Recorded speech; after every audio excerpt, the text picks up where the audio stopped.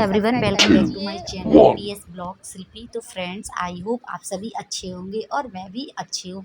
तो सबसे पहले गुड मॉर्निंग, गुड इवनिंग। आज का ब्लॉग हम स्टार्ट करते हैं शाम से। तो चलिए फ्रेंड्स, और अब हम आ गए हैं खाना बनाने, और अब हम बनाने वाले हैं अंडे की सब्जी।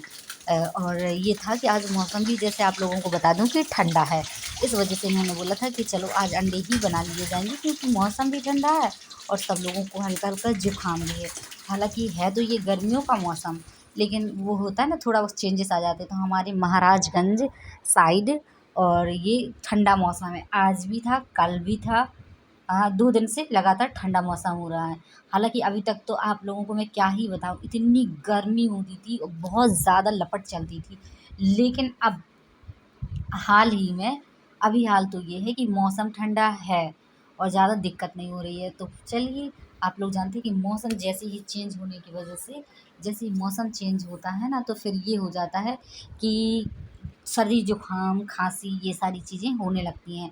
तो बस ऐसे ही है। तो सर्दी जुकाम का मौसम है, और फिर आप लोग जानते हैं, यदि सफ़र वफ़र का कोई इशू हो, कहीं आने जाने का इशू हो, तो फिर ये हो जाता है, यदि फैमिली मेम्बर में यदि एक दो लोगों को भी दिक्कत होती है, तो फिर ये रहता है कि चलिए, जिन्हें कुछ नहीं रहता तो उन्हें भी दिक्कत हो जाती है, ये हो जाता है। तो यानी कि अच्छा लग, मतलब ये है कि घर में किसी की तबीयत थोड़ा बहुत भी ख़राब हो जाए, तो फिर ये तब मतलब ये एक तरह से बुरा लगने लगता है। ये चीज़ें होती हैं कि आप लोग जानते हैं, ये रहता है कि सभी लोग स्वस्थ रहें, सभी खुश रहें, और लाइफ ऐसे ही चलती रहे। बल्कि जैसे मौसम में रंग होते हैं ना, या कह सकते हैं मौसम में चेंजेस होते हैं, उसी तरह हम लोगों की ज़िंदगी में भी उतार चढ़ाव आता रहता है। या कह सकते हैं, कभी अच्छा स्वास्थ्य रहेगा तो कभी अपने आप स्वास्थ्य डैमेज हो जाएगा, थोड़ा बहुत डिस्टर्ब हो जाएगा, ये चीज़ हो जाती है।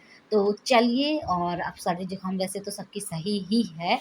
और आज चलिए, शाम को हम बनाने वाले अंडे, तो कैसे बनाएंगे, एकदम सिंपल तरीके से बनाना था, क्योंकि ये था कि अब नाइट है, तो नाइट में क्या ही बनाया जाएगा। तो मैं ज़्यादातर ये हो जाता है कि नाइट का जब भी मैं कुछ भी बनाऊँ, तो ये हो जाता है सिंपल ही बनाती हूँ।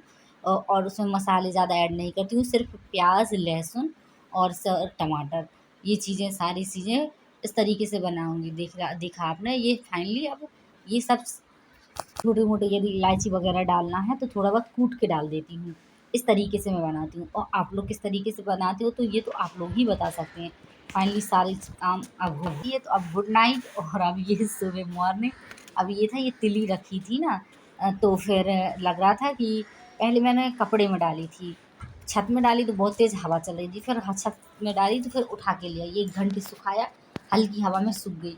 फिर इसके बाद उठा लाई तो नीचे डाल दी थी, पूरा दिन हवा में ही थोड़ी सूखती रही। फिर 1 दिन और मैंने सोचा कि ऐसा ना हो कि गीली हो, कहीं से नमी पकड़े हो, इस वजह से फिर उसको ऐसे ही रहने दिया। और फाइनली, और ये था सुबह का मॉर्निंग वाला ब्लॉग। और फिर ये था दोपहर में। दोपहर में मेरे हस्बैंड बोल रहे थे कि तुम चुकंदर का जूस निकालना, और अच्छा लगेगा, चुकंदर और गाजर, हाँ, और टमाटर, ये सारी चीज़ें मिला के पिएंगे। ठीक है।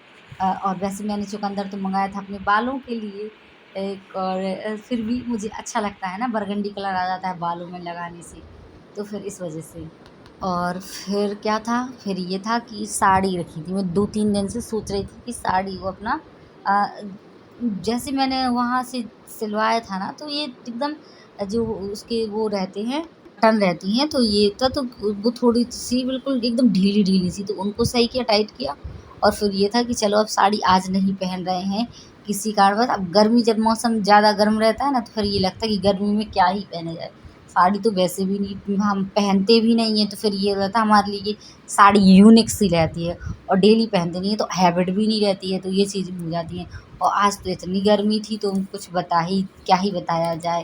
तो फिर मैंने कहा चलो, पहनना तो नहीं है, लेकिन सही कर लिया जाए, सिल लिया जाए, जो भी था। अब फॉल था, तो फॉल अच्छे से नहीं लगाया था उसने, और बातें तो इतनी बड़ी-बड़ी कर रही थी कि हाँ, ऐसा करेंगे, काम देख लेना। और जब मैंने काम देखा तो एकदम ज़ीरो था, ये चीज़ें थी। ये तो फाइनली, अब मैंने दोबारा अपनी जो फॉल लगाया था, उसे फॉल को सही किया, क्योंकि पैर में एकदम धागा बिध रहा था, अब बताइए। और इस तरीके से था, तो इस वजह से फिर फिर मैंने कहा चलो, सही किया जाएगा, तो मैंने सही कर लिया। और फाइनली मेरी नेल पेंट भी एकदम लग के तैयार हो गई है। और ये था कि चलिए थोड़ा बहुत पेटीकोट भी डिस्टर्ब था तो इसको भी सिला। और मैं मशीन की बात कर रही अपने हस्बैंड से कि मशीन लेना है, मशीन लेना है, तो वो कह रहे थे ठीक है ले लेना।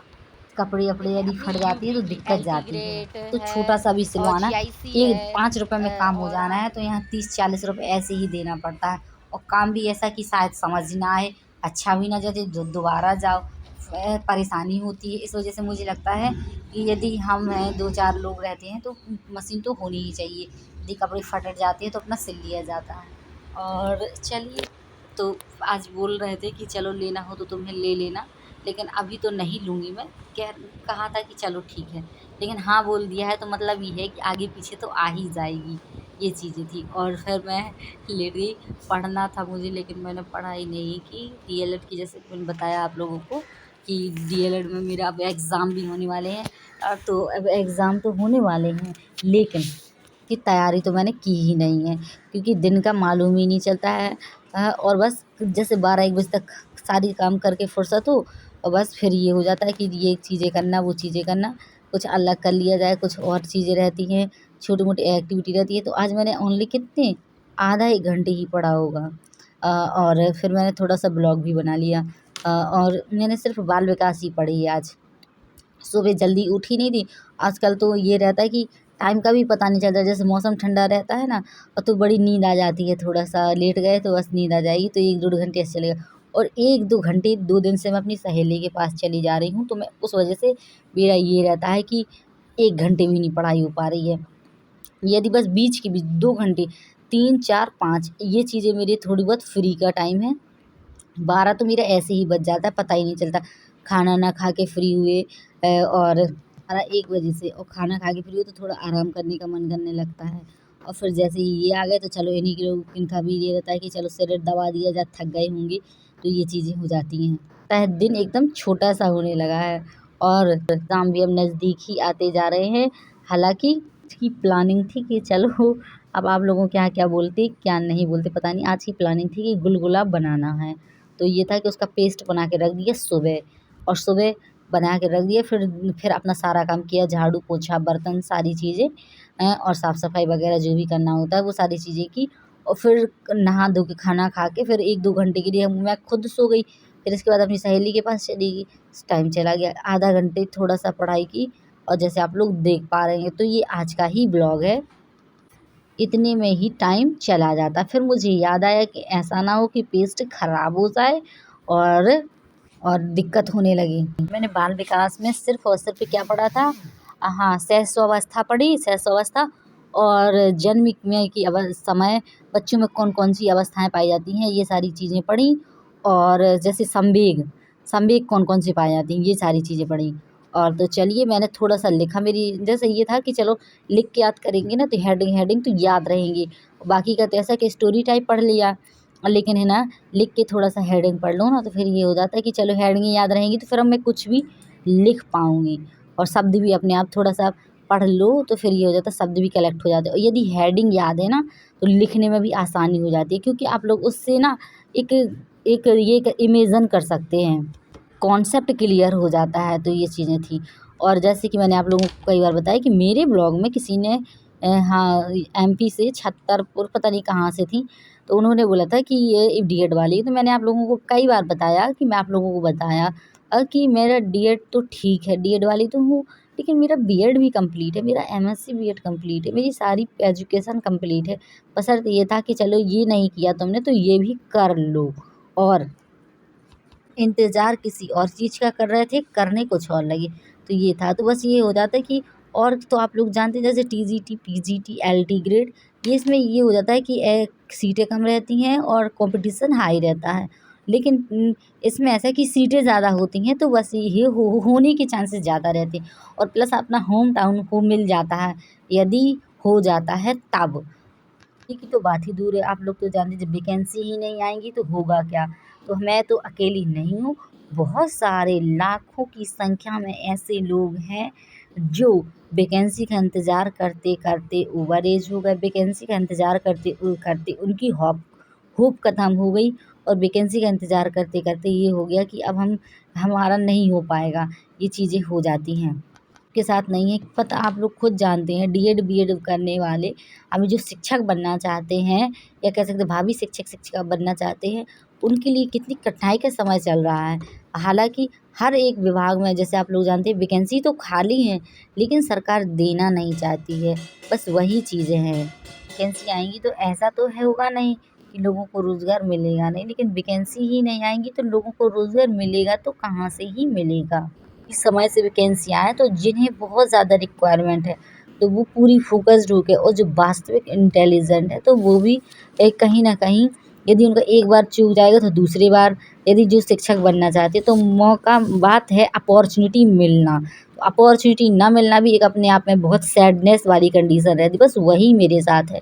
मुझे लग रहा था कि सुपर टेट आ जाएगा और सुपर टेट के बाद कहीं मेरा यूपी में तो हो ही जाएगा, लेकिन फिर क्या ही बताएं, ना सुपर टेट आया, बीएड बाहर हो गया और यूपी टेट की जो प्राइमरी का था तो वो मार्कशीट भी मेरी ख़राब हो गई और मेरी 100 कितने 150 में मेरी 100 मार्क्स थे प्राइमरी में। लेकिन अब जूनियर में भी मैं क्वालिफ़ाई थी, टेट क्वालिफ़ाई हूँ, लेकिन ये टेट जूनियर में ही वैकेंसी आ जाती तो कुछ दिखता कि हाँ कुछ तो है। उसमें भी आप लोग जानते हैं प्रमोशन होके जाते हैं, बस इसी वजह से। और वैसे भी किसी भी विभाग में आए तो किसी भी विभाग से मुझे तो सिर्फ टीचर में ही इंटरेस्ट है। मुझे तो सिर्फ एक ही 2 चीज़ें देखनी है, बस वही फ़ोकस्ड है। चलो डीएड कंप्लीट हो जाए, देखते हैं क्या कैसा होता है। वैकेंसी तब आए जब मेरा हो जाए।